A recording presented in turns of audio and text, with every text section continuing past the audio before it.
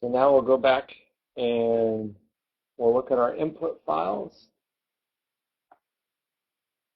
So first we'll look at our pylith app.cfg file and give you a reminder we're here in examples 3D hex 8.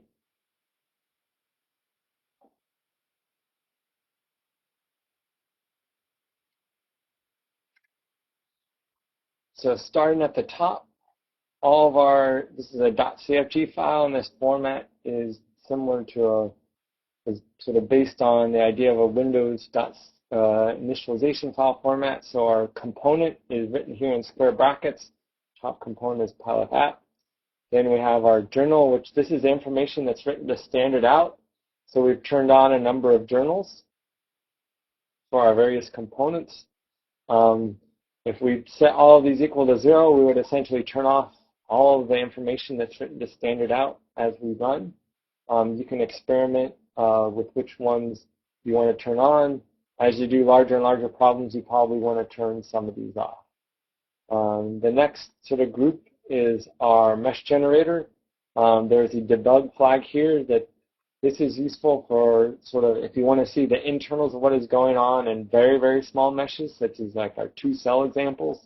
It'll spit out all of the topology information and what's going on when it creates the fault topology. We generally, in real-world problems, we turn that off just because it generates so much output. Next, in our mesh generator, we're going to change from the default reader that's that mesh IO ASCII file format to the qubit file format. So our reader and the nomenclature here is this is a directory, a subdirectory, and then the name of the component. So all of our pylith components begin with pylith. Then it's usually there's the directory that's sort of the type of subcomponent it is, and then the name of the component. And there's a listing of all of the components in the pylith manual in one of the appendices. If we want to reorder our mesh, we can turn this on. This is reordering the mesh using a common reverse Cuthill-McKee algorithm that things close together in space will be numbered in space, will be numbered consecutively. And this helps optimize the mesh and improve runtime performance because things will end up closer in memory if they're ordered or numbered closer together more consecutively. Then finally, we have our file name for our mesh file, and so it's in a subdirectory, so it's mesh/box_hex8_1000meters.exo because it's an Exodus file. Our materials here, so we're in our pylith problem component. We're going to have our materials. We have an upper crust and a lower crust. For our upper crust, we give it a label that's just an ASCII name that appears in output messages. Here our ID1 corresponds to the block number that we used in qubit. And then our database for its properties is this spatial database mat_elastic.spatialdb. Here's a label for that material, for that spatial database. So if something, there's an error, we can sort of specify that, here's the spatial database where the error occurred. We have our quadrature scheme for that material. In this case, we're using hex 8 cells, so that's in the Lagrange family of final elements. So the options here are fiat Lagrange for hex cells, or if we are doing a 3D mesh with TEP cells, it would be fiat simplex. In this case, we have a 3-dimensional mesh. If we're working in 2D with a quadrilateral mesh, our cell dimension would be 2. If we were using quads, it would still be fiat Lagrange. So same thing for a lower crust. In this case, we're reusing our spatial database, so we'll have the same material properties in both the upper crust and the lower crust. In some of the other examples, we're going to overwrite this, and we'll use viscoelastic properties with a viscoelastic material in our lower crust. And then the rest of our common parameters are the PETSI solver parameters. So our preconditioner type is going to be additive Schwartz. That's the ASM. We're shifting, here's a preconditioner setting to shift non-zero rows. Then we have our convergence parameters. So we have a relative tolerance and absolute tolerance. So we'll start iteration 0. We'll have a residual value. The relative tolerance means you can stop converging. You can sort of stop iterating once the residual is decreased by this number. So 1 times 10 to minus 10. So decreased by a factor of 10 orders of magnitude. Or you can stop iterating once the residual is dropped below this absolute value. So using a very, very small absolute value means essentially that the residual tolerance will be used. Give it a max number of iterations. Tell it to do orthogonalization every 50 iterations. Let's monitor what's going on. Tell me why you've converged. And then our nonlinear solver parameters. But we won't be using these parameters on the example that we're going to run. So let's go run. Let's look at, we're going to run step07.cfg. So if we look here at the top, it gives a description. So this is a time-dependent problem. We're going to put a velocity bound conditions with multiple earthquake ruptures, fault creep at a constant rate. So let's see what that looks like when we specify that. We're going to have 3 boundary conditions. So in this case, we're going to have one on the positive x face, minus x face, and then on the bottom face, z negative. We're going to use implicit time stepping. That's the default, so we don't have to change anything there. Our output will be both in the domain as well as subdomain. In the subdomain, that's the boundary of the domain, such as the ground surface. We almost always output things on the ground surface separately from the entire volume, which is a lot more output. To do a subdomain output, we do output solution subset because we want just a subset of the output. Our time step, we're going to use an adaptive time stepping scheme in this case. So it'll look at our Maxwell model and look at the constituent properties of our Maxwell model, and we'll have, I believe it's 10 time steps over the Maxwell time. So we're going to run a total time of 70 years. We'll give it a maximum allowable time step of 10 years, and then a stability factor of 1.0. If you increase the stability factor, every factor of 2 will decrease the time step by a factor of 2. So stability factor of 2 is going to chop our time step in half. Stability factor of 4 will decrease it by a factor of 4. So if you find that you want more resolution in terms of the max number of time steps per Maxwell time, then you can change the stability factor. So now we're going down to our materials. Here we're going to change the material model in the lower crust. So we're going to go to a linear Maxwell viscoelastic model. So we're going to use the pylith subdirected materials Maxwell isotropic 3D. So it's the Maxwell model in 3D space. There's also a plane strain Maxwell model. We're changing, so we're going to update our database properties so that we have the Maxwell parameters. So that's in the file mat_maxwell.spatialdb.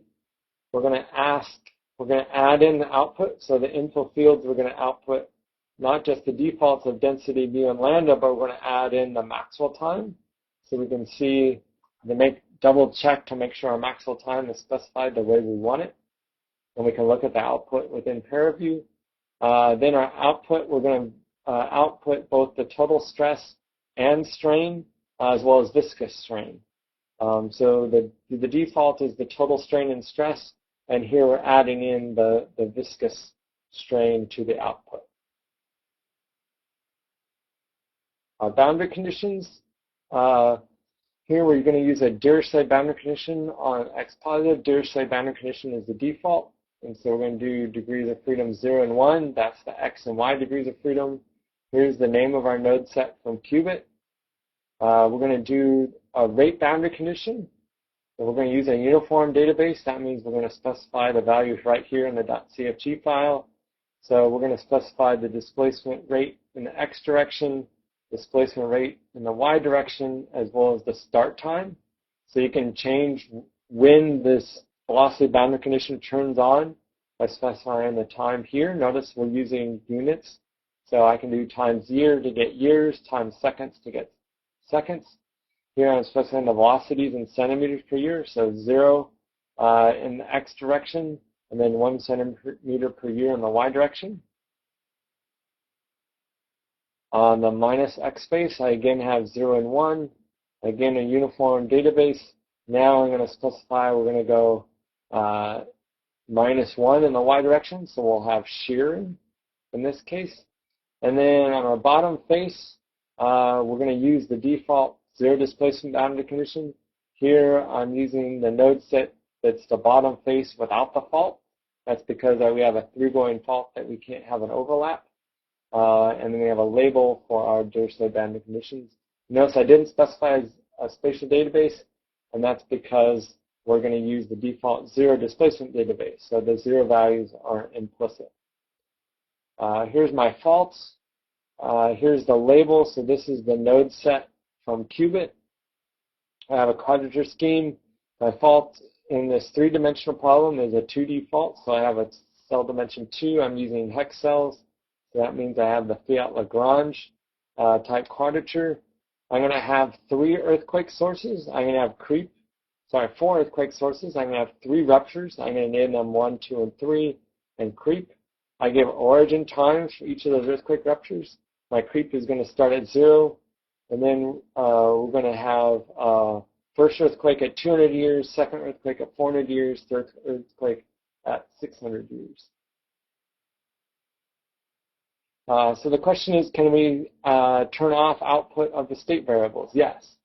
And so we can come up here, if I look at output of state variables. So say I don't want any state variable output, I can just use the simple empty array. So open square bracket, close square bracket, and that'll turn off output of all my state variables. And if I were to leave this like this, it'll see this original setting here, but then it is overwritten by this setting, this second setting, and so that'll turn off the output. So feel free to experiment with outputting a subset of the state variables. You can also change how often they're output, and we'll see that down below.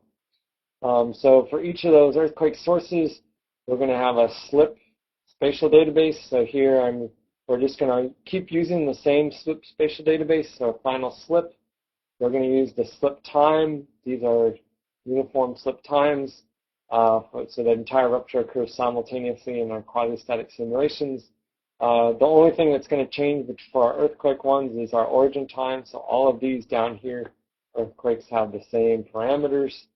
Our creep is a little different in that we need a constant rate slip time function rather than just the default step slip time function. And we're going to use a slip rate spatial database. But notice that our slip time is the same. So that's a 0 slip time.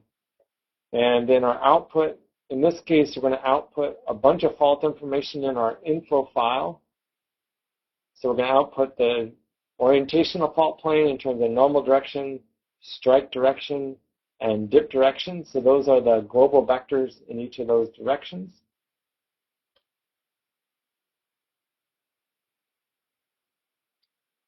Then we're going to output the final slip for creep. That's going to be the creep rate, the final slip for rupture 1, rupture 2, rupture 3, and the slip times for each of those. For output, we're going to, over the domain, so here we're selecting a domain, output domain component. We're going to output both displacement and velocity. We're going to do the output frequency is going to be based on the time step, and that with a time step of 50 years. So every 50 years we'll output the displacement and velocity. We're going to use the HDF5 writer for the mesh with the name step07.h5. We'll also get an XMF file that is pair view reads to determine what values from the HDF5 to display within the pair view. So HDF5 is a generic sort of framework for creating binary files written in parallel with arrays. Paraview doesn't know how to associate those arrays with cells, vertices, and output fields. And so that's why we need a metadata file, the XMF file. Output over the subdomain, we use the label Z positive. Here we're going to output every single one, displacement velocity. Same thing with our fault output. Again, for our fault output, it's a subdomain, and we have a field over the subdomain, so it has this funny nomenclature, sub-mesh. This is highlighted in the manual.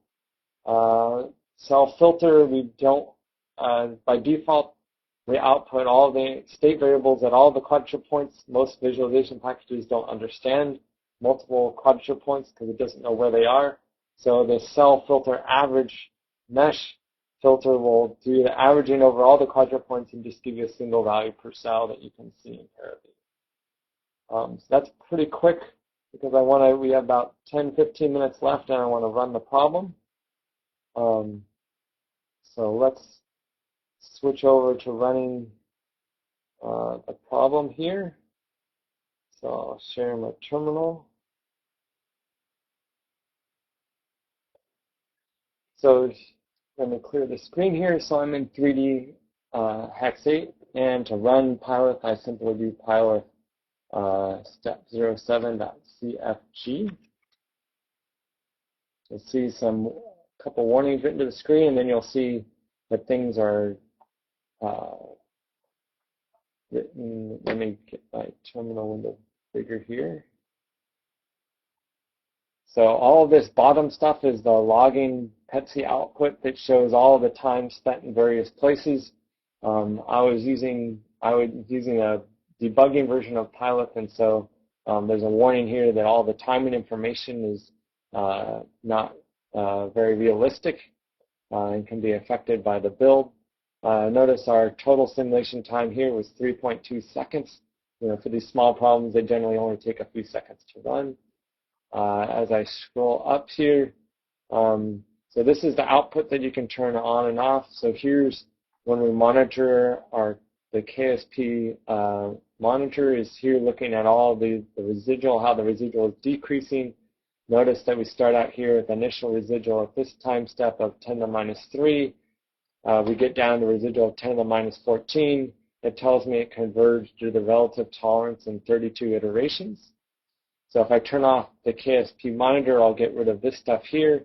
But if I if I keep the converged reason, I'll at least get this line here telling me why it converged. Other output you'll see here, it tells you exactly where it was in the code. It says I'm finishing advancing the solution. This is now my years have been converted into seconds. So here's our time step. It tells me what I'm doing. I'm writing the solution fields. I'm writing the fault data. Now I'm going to be in the main time loop. What is my current time? I'm preparing to advance the solution. So here I can keep track. If I'm running a very long simulation, I can keep track of where I am in the solution and see if, perhaps it's gotten stuck or if something doesn't converge. I can see at what time step something didn't converge. And so, you can, so one thing I want to do is let's look at happens if we sort of create some errors in our .cfg file. So I'm going to go in to my .cfg file, and I'm going to change one of our material IDs. So I've gone into the Pylith app.file, and I'm going to say an ID that doesn't show up in our mesh, just to sort of give you an error message and show you what happens. So here, everything was going along. It got to the point that it was verifying the compatibility of the problem configuration. It says, whoop, fatal error that aborted the application. Here's where I was in the code. So when I come down here, the bottom thing is where I was last. So it was checking the material IDs. Here's my actual error message. So it says material ID 1 for cell 0 does not match any ID of any available materials or interfaces. So it was looking at the mesh and said, you have in your mesh file, you have a material with a block number 1 or material ID of 1. And here the first cell I see in that material is cell 0. I don't see any materials in your parameter file for that material. And so what it's telling you that you'd better add a material with an ID of 1 to your parameter file.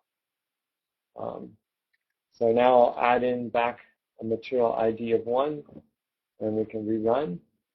Looks like we have another question here. The question is there a comprehensive list and or detailed document of user-controlled parameters and options?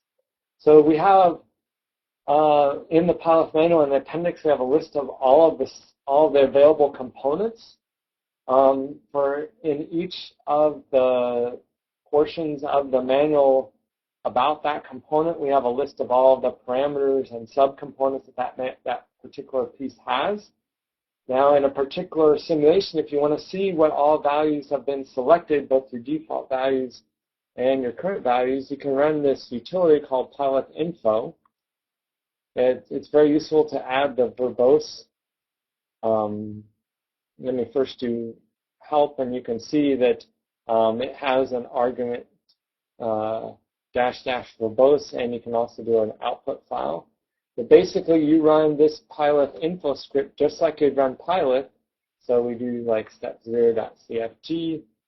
We'll do -- verbose. If you don't give any arguments, it's going to dump the parameters into a file called pylith_parameters.txt. And this is a big text file that has every single parameter based on the .cfg files, both the defaults and non-defaults. So you have up here, this is all sort of information about, where is standard out being written. Those are primarily for parallel runs. Here's a launcher. It's saying I'm using the mpitch launcher. Come down here. Here's my mesh generator. So it's saying, let's go down. Here it's telling me my reordering I have turned off. Where is it set from? That is set from the default. Let's come down here farther.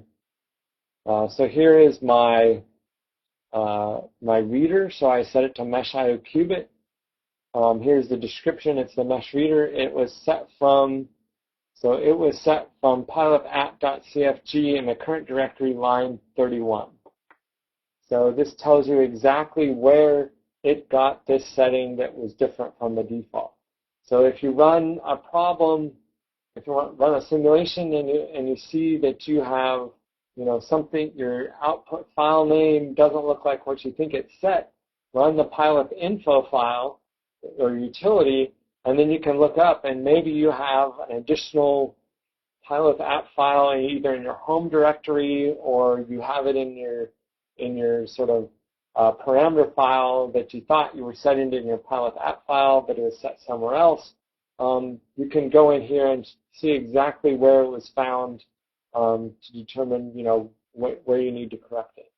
You can see and it also tells you what line on the file. So say you accidentally overwrote the name of the, say you had the file name listed twice, it's obviously going to use the second one.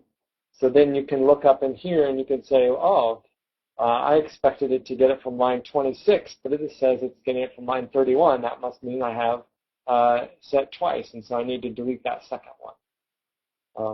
But also notice here we have a coordinate system. We didn't specify what coordinate system we're using. It's getting this coordinate system as the default coordinate system.